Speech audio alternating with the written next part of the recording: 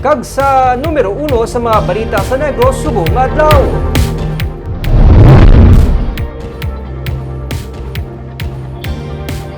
₱50,000 nga reward money ang gintanyag ni Mayor Albi Benitez sa mga makabulig tudlo sa may kahilabtanan sa pagpatay sa grade 12 student nga si Pearl Joy Galve.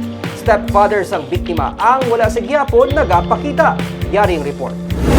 Sa lubong ni Pearl Joy Galve, wala nakatambong ang iya stepfather nga ginapangita man sa iya iloy nga si Jennifer. Ginako sang iloy nga si Pearl Joy ang sadto ginmolestyahan sa iya nga live-in partner. Pero nagsiling ko nga hindi na pag isulita uli. Na-confirm mo, ma'am? Gina-confirm mo nga somehow ginmolest siya? Okay, nakasugid mo na asa ko ng bata ko mo. Kaso ginabalang ko ang partner ko kung gidman. Pero nakigan na nga nangakig kuya. Awa na sila nga wala ko gapangakig. Siyempre iloy kuya mo. Pero sa karon, hindi pa matumod sang kapulisan kag bisan sa National Bureau of Investigation Bacolod ang suspect kag bisan person of interest nga mahimo may kahilabtanan sa kamatayon sang grade 12 student.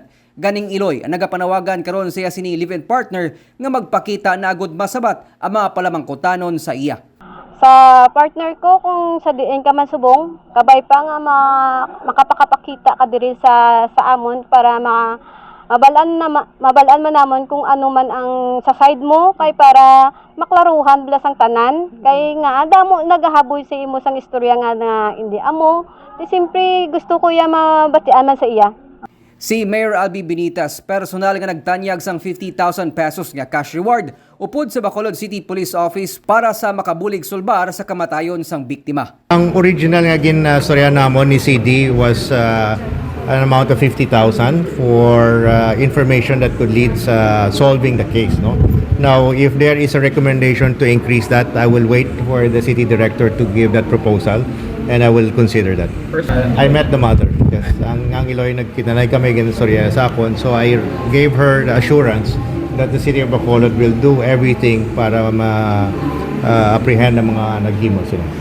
Hulyo 29 sang namising si Pearl Joy. Agosto 14 sang nasapwan ang iya nagakaagdas gabangkay sa tungasang kampo sa Barangay Cubay sa La Carlota City. Nico Delfin para sa DigiCast Negros.